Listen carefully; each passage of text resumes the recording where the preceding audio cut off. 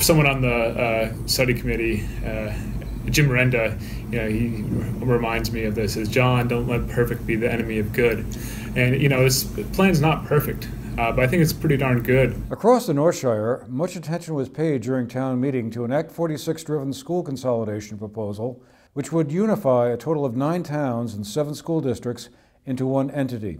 Known as the Taconic and Green Regional School District, the proposal brings together the school districts of Manchester, Dorset, Sunderland, Danby, Mount Tabor, and the Mountain Towns Red, an existing regional school district formed in 2012, which includes Londonderry, Peru, Weston, and Landgrove.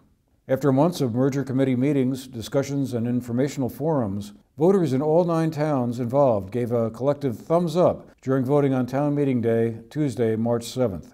In order to go forward, the merger had to pass in Manchester, Dorset, and the Mountain Towns Red, while the other towns were considered advisory votes. As it turned out, the merger proposal passed in all 9 towns involved.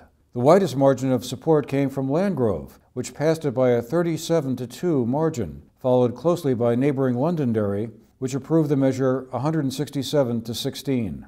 In the other necessary towns, the margins were equally overwhelming. In Dorset, it passed by a 224-109 margin. In Manchester, it was waved through 557-258. Overall, across the 9-town region, 1,596 voters said yes, with 540 voting no. All of these results are so far unofficial as of the day after town meeting voting. John Wilson, a teacher at Burn Burton Academy who served as the chairman of the North Shire Merger Study Committee, explained why he thought the proposal sailed through with what turned out to be relative ease. Yeah, I think there's a number of factors.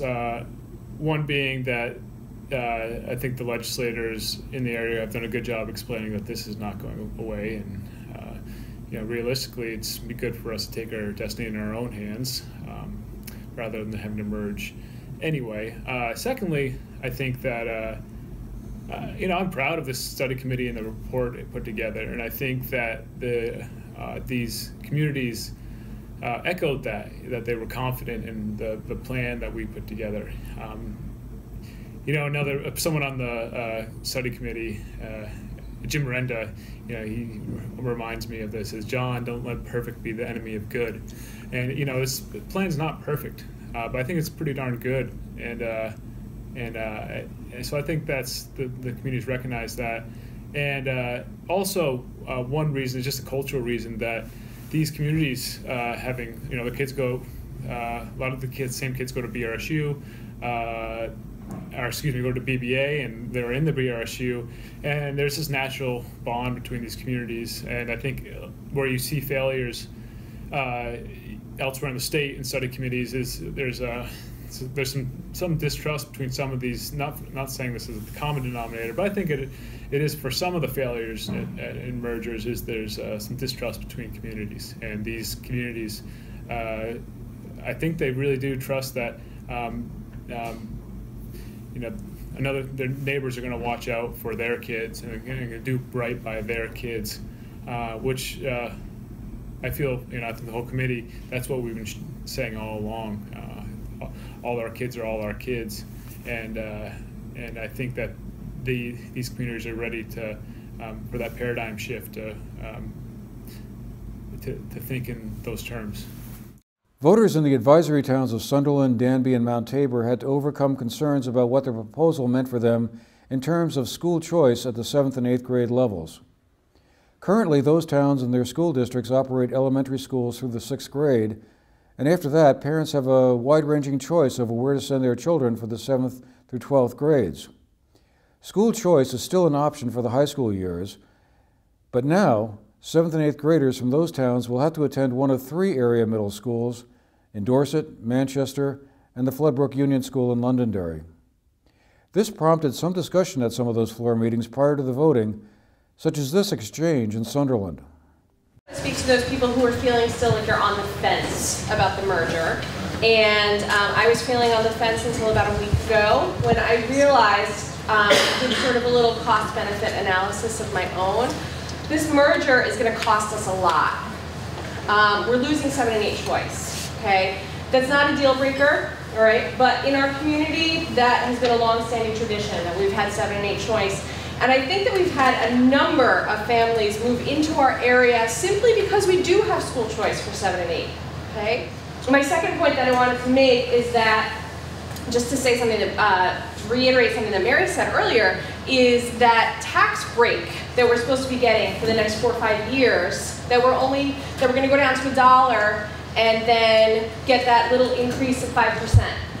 So we need to save that money, as Mary said earlier, because after those 4 or 5 years are over, we're going to go way back up in our tax rate. Thirdly, there's the fact that the new unified school board, which hasn't been elected yet, can't tell us where our kids are going to go once the merger happens. Okay? They can't tell us this because they're not a board. They can't make decisions yet. So we're voting on something not knowing all the facts. In addition to not being able to tell us where our kids are going to go, they also can't tell us if our kids are going to be able to get there. So the transportation issue. The new school district, which will formally come into existence on July 1, 2017, will be governed by a 13-member school board. There will be 1 representative from each of the 9 towns, plus 4 at-large members, drawn from the 3 largest towns in an attempt to give some proportional representation to their size and population. Developing the makeup of the new governing board occupied much of the merger committee's time over the course of the last year before its proposal got an okay from the State Board of Education last December. However, during several of the discussions and forums preceding the vote, the issues of local control and governance of the new school board were frequently raised. The coming year will be one of transition. The former individual school districts will continue on in existence until July 2018, when the new Taconic and Green district will assume direct operational control of the schools in the district. That district will then become one within the already existing Bennington-Rutland Supervisor Union, which will continue to include, for the time being at least, its other towns and school districts of Winhall, Paulet, and Rupert. Across the state, a total of 11 Act 46 merger proposals were in play, affecting a total of 58 communities. Not all were successful. 2 of the 3 mergers under consideration in neighboring Windham County went down to defeat, mostly over the school choice question and the limits the new mergers would have imposed. The towns of Wells and Middletown Springs, just to the north, saw a merger plan go down to defeat by 1 vote in Wells. Voters in Middletown Springs had approved it. In order to pass, both towns had to approve it. Here in the North Shire, however, the Taconic and Green merger plan will now start to roll out. The plan will bring tax breaks for a couple of years before a unified school tax rate is established. The size and consolidation will hopefully mean, according to its supporters, that the volatility that has often characterized education tax rates can be minimized and that schools can offer programs that might not have been possible before. For the GNET TV News Project, I'm Andrew McKeever.